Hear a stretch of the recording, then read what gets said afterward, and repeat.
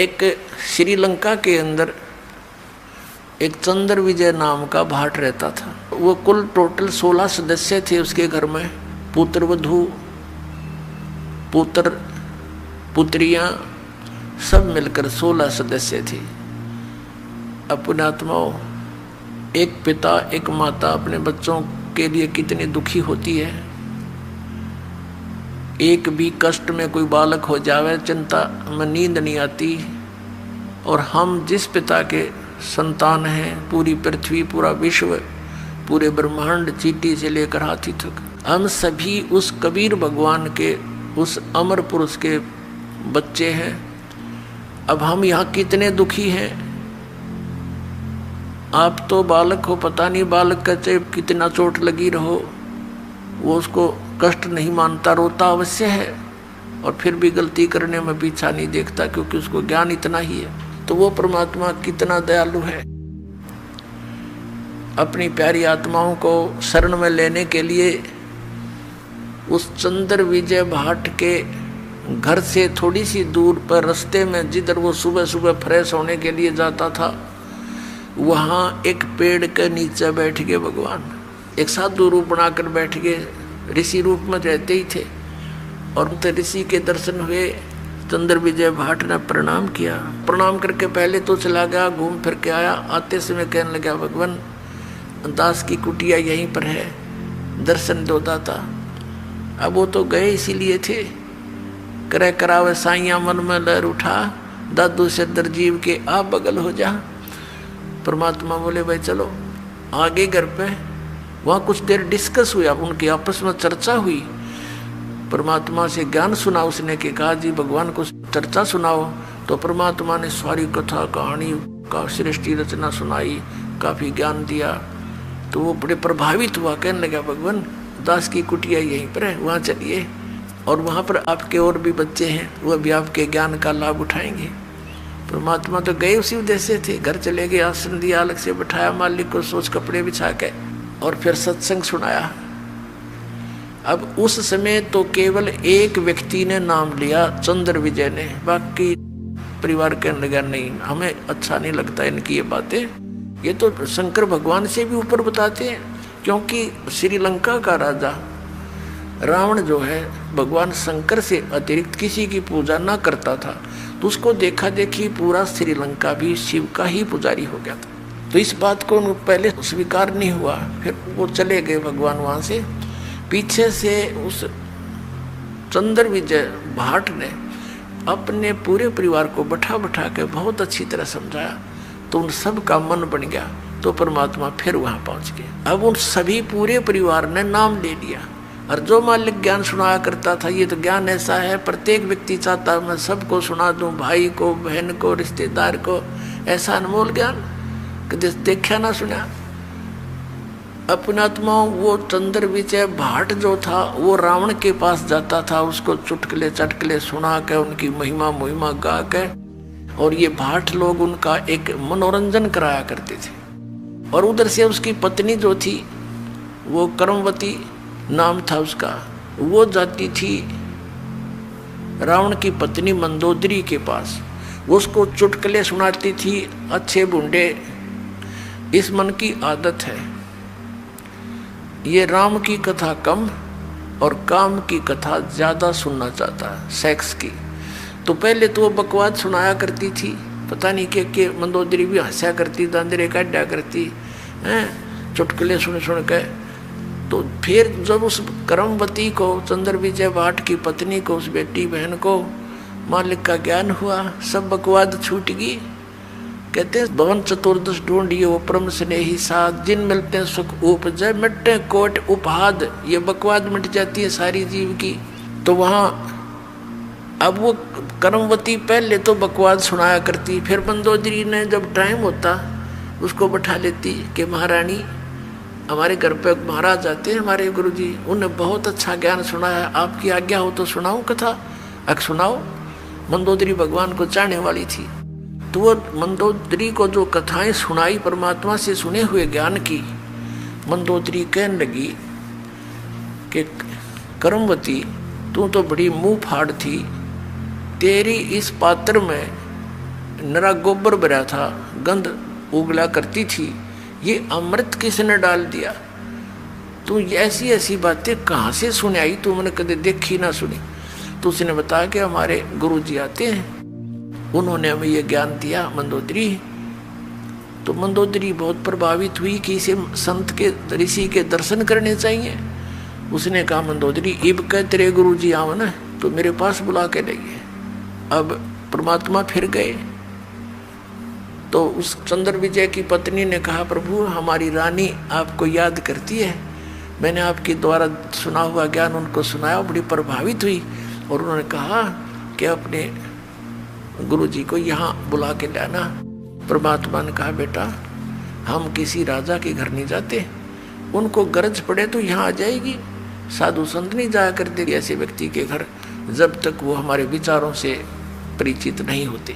अब वो कर्मवती फंस गई धर्म संकट में कि यदि मेरे गुरुजी नहीं गए तो वह हमने सजा दिवा दे मनमाना मंदोदरी। परमात्मा अंतर्यामी जानेंगे। अब बेटी तो बहुत दुखी होगी। उसने कहा बेटा ऐसे कहना उसको कि देखो ऋषि महर्षियों को संतों को बाई ऑर्डर नहीं बुलाया करते, अब बाई ऑर्डर बुलाने से वो आ भी गए रजा नहीं बख्शेंगे तो लाभ क्या होगा? तो साधु संतों के पास जाने से बहुत लाभ होता है, स्वयं जाना चाहिए। तो मंदोदरी को जाकर के उसने कहा रानी मैंने अर्ज करी थी गुरुदेव से, उन्होंने मना कर दिया आपके यहाँ आने से और कहा कि देखो साधु संतों को आदेश से नहीं बुलाना चाहिए, उनके चरणों में जाना चाहिए, लाभ उठाना है। और यदि बाई ऑर्डर बुला भी लिया तो लाभ नहीं देंगे। मंदोदरी कहने लगी बहन ठीक है मैं चलती हूँ, अब के तेरे गुरुजी आओ तो मुझे मिलाना। परमात्मा फिर गए, ये तो भटक रहे हैं एक आत्मा को अपनी शरण में लेने के लिए, सुखी करने के लिए। यहाँ भी सुखी करेंगे आपको और यहाँ से चलोगे जब देखना सतलोक में ले जाएंगे, वहाँ तो कहना है क्या कितना सुख देंगे। अब क्या हुआ मंदोदरी चली गई, परमात्मा के दर्शन किए, देखते ही आत्मा खिंच गई। पुण्यात्मा थी, पिछली संस्कारी थी, परमात्मा की बच्ची, बहुत ज़्यादा प्रभावित हुई मालिक के वचनों से और कहा परमेश्वर मुझे नाम दे दो। परमात्मा ने दीक्षा दी थी। अब मंदोदरी ने जो ज्ञान सुना था उसने चाहा कि अपने पति को समझा दूं, जो नरे बकरे खावे, नरे झोटे खावे, मांस खावे, दारू पीवे और भगत कवावे ब्राह्मण, इसने तो कर्म बिगाड़ दिए। क्यों ज्ञान से ज्ञान हुआ भगवान के तत्व ज्ञान से।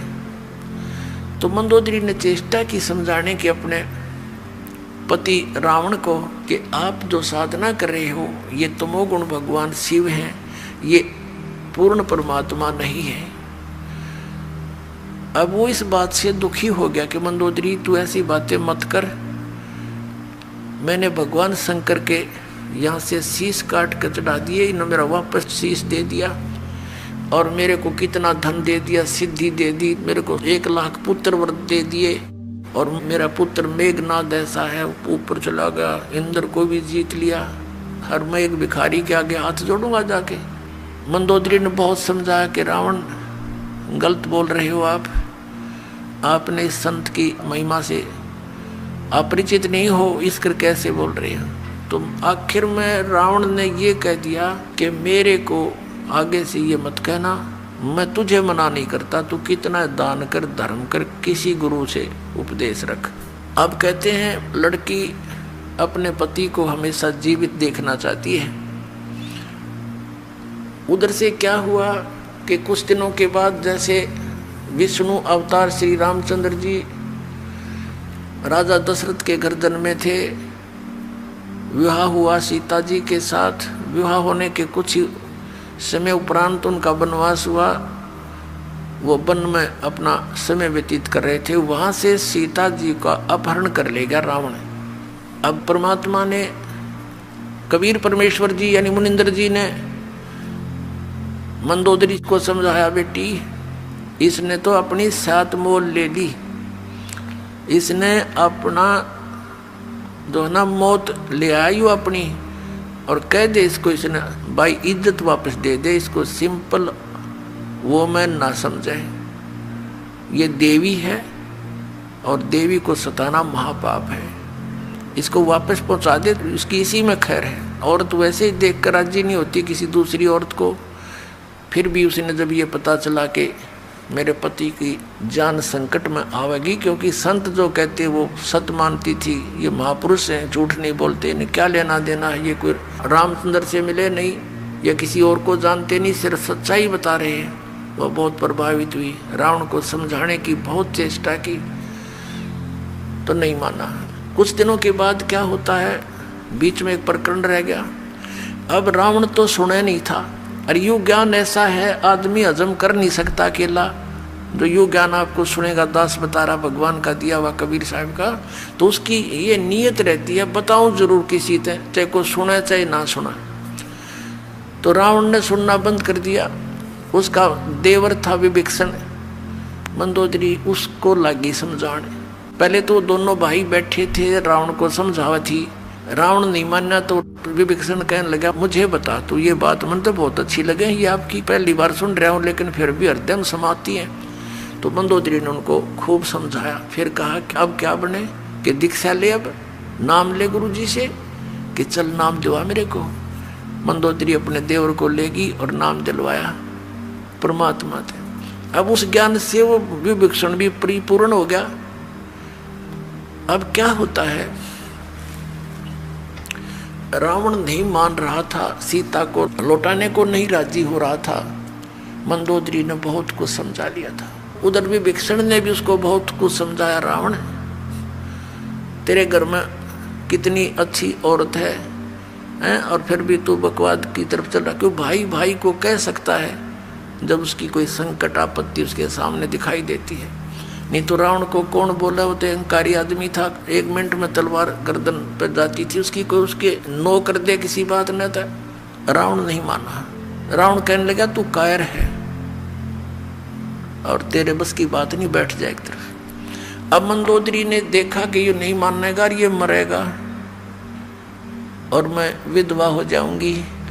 अपने गुरुजी से प्रार्थना की, भगवान आप दया कर दो, कभी समझा दो, एक बार मान जाते वो तो आपकी बात को। परमात्मा ने कहा बेटा ये नहीं मानने वाला, इसके अंदर वो गुण नहीं है। तब मंदोदरी ने कहा भगवान एक बार आप उनको समझाने की चेष्टा करो दाता, और यदि वो नहीं मानेगा तो मैं अपने आप को आज से विधवा मान लूंगी, मन दुख नहीं आओगा परमात्मा इसके मरने का। तो परमात्मा ने सोची या बूढ़ी बेटी, अब ये जुगाड़ जोड़ रखे कालना हमारे, कितना नालायक 1 नंबर का दुष्ट व्यक्ति वो रावण का आदमी के ऊपर खावे, क्योंकि हम उनके शरीरों से परिचित नहीं, उनकी हाइट से परिचित नहीं, उनके आहार से परिचित नहीं। ये तो हमने देखे 61वां वर्ष चल रहा दास का, जब हम छोटे छोटे थे से टुकड़े टुकड़े आदमी देखे, अरनों का करते ही 32 लड्डू खा जाता है, एक 32 आदमी खाओ 32 लड्डुआन आज के दिन, और उनके बदहजमी हो जाए, और 1-1 धड़ी खीर खा जाया करते ये ब्राह्मण हमने देखे, यानी 5-5 किलो हरी वे कटोरी ना उठे। तो इस बात से भूल जाओ। तो कहने का भाव ये हम उस सती बातें इतने कुक्रम करा डेली, उसका बुद्धि में कहाँ आवे ये बातें। तो परमात्मा ने सोचा या बेटी इसका बंदगी या इसकी कमजोरी इसको मारेगी। तो परमात्मा ने कहा ठीक है बेटी मैं जाता हूँ, एक दिन कोशिश करूंगा तेरी श्रद्धा ना टूट जाए भगवान। तो इसलिए अब रावण की सभा लगी हुई थी, और जिस समय उसकी मीटिंग होती थी स्ट्रिक्ट ऑर्डर होता था कि बाहर से चिड़िया भी नहीं आ जाए अंदर।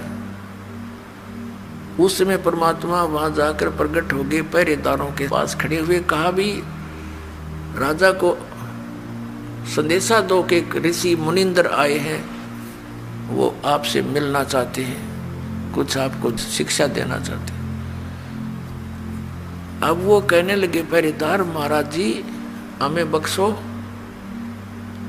इधर आज कोई जा नहीं सकता, अंदर का आदेश बाहर जा सकता है, बाहर का आदेश भी हम अंदर देने नहीं जा सकते, हमारा राजा बहुत खतरनाक है, गर्दन काट देगा। परमात्मा वहां से अंतर ध्यान हुए, जहां रावण बैठा था ऊंची स्टेज पे, और नीचे उनके बैठे थे सपसलार कुर्सियों पे, उसके थोड़ी सी दूरी पर अंदर जाता हुआ देखा ऋषि देखकर वो एकदम चकित हुआ कि ये व्यक्ति अंदर कैसे आ गया। हमारी गुप्त मीटिंग चल रही थी, तो उसने आव देखा ना ताव देखा, वो तलवार निकाली कि तू अंदर कैसे आ गया। अब उसने क्रोध में 70 वार किए थे तलवार के परमात्मा को काटने के लिए। और कबीर परमेश्वर अर्थात मुनिंदर जी के हाथ में एक सीख थी झाड़ू की। ये झाड़ू होता, उसकी सीख एक ले रखी थी दाता ने, और जब वो तलवार मारे तो वह सीख अड़ाते थे। वो सीख के ऐसे लगे थी वह तलवार उसकी जैसे लोहे के खंभे के लगे, कट्टा कट हुआ। अब जब 70 बार उसने अंधा दो,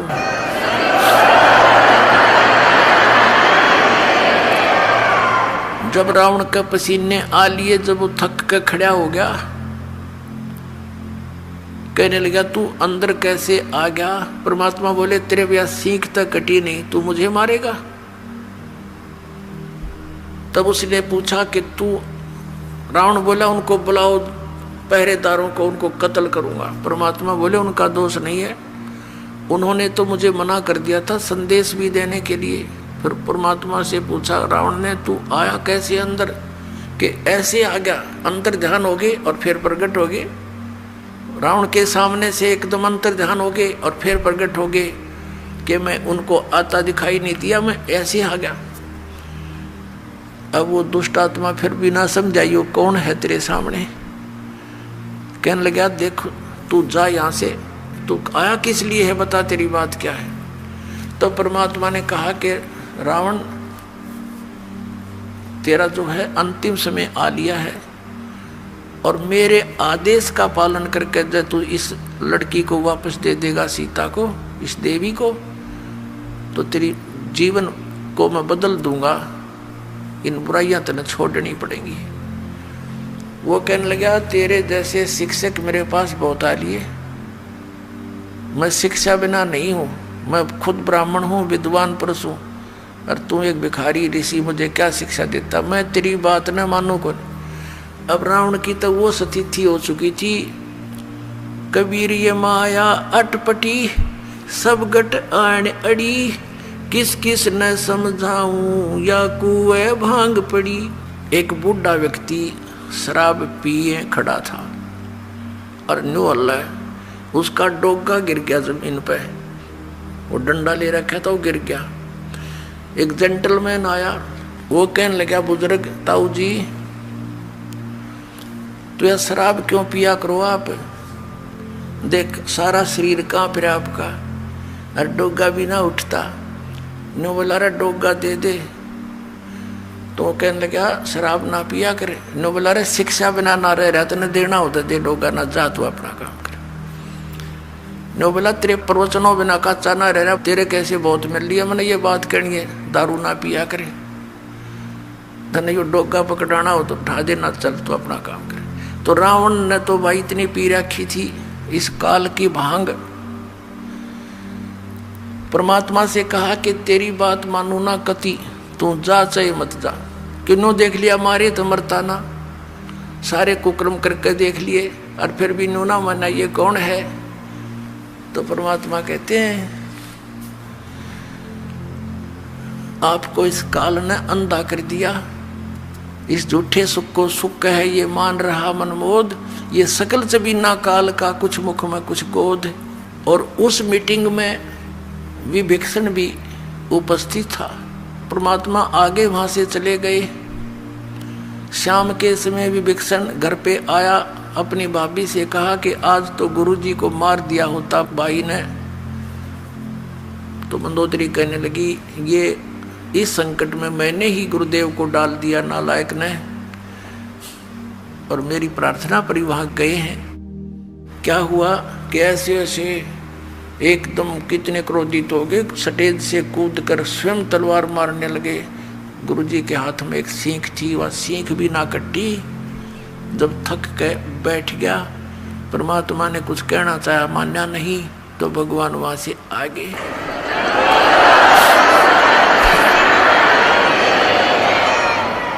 अब पुण्यात्माओं, जो हमारा पिता है उसकी तो मैं खबर भी नहीं, जो हमारे लिए दुख पा रहा है, भटक रहा है, एक एक प्राणी को समझाने के लिए, ज्ञान देने के लिए, अपनी शरण में लेकर यहाँ भी सुखी करने के लिए,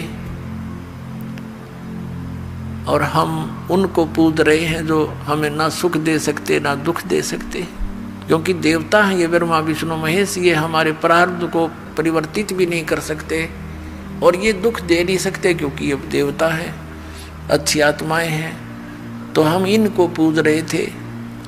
तो पुण्यात्माओं, मंदोदरी कहने लगी गुरुदेव के पास, जो परमात्मा से मिलने गई, और कहा भगवान क्षमा करना मुझ दासी को, मेरे कारण आपने बहुत ऊंच नीच सुनना पड़ा दाता, मेरा पति का मोह था वो मुझे सता रहा था, अब दाता वो बेशक मर गया, मेरी ओर से आज मर लिया, वो मरियो से जिंदा रहियो दाता, अपने चरणों से दूर ना करना अपनी बच्ची को। तो परमात्मा ठीक है बेटा, कहा तू भक्ति कर, या कोई किसी का ना है, आजकल मृत्यु हो जा, कौन किसका ठेकेदार है पता नहीं, इसका जन्म की तो होगा, तेरा कहाँ होगा, ठीक है जब तक आपका संयोग है एक नेक नीति से निभाओ, परमात्मा से डर कर रहो, जो जिसका भूमिका है, पति की है पति वाला रोल करे, पत्नी का है पत्नी वाला करे, बेटे का है बेटे वाली भूमिका ठीक निभानी चाहिए, तभी आप सुपात्र कहलाओगे, नहीं तो आप फेल हो जाओ। अब क्या हुआ, उधर से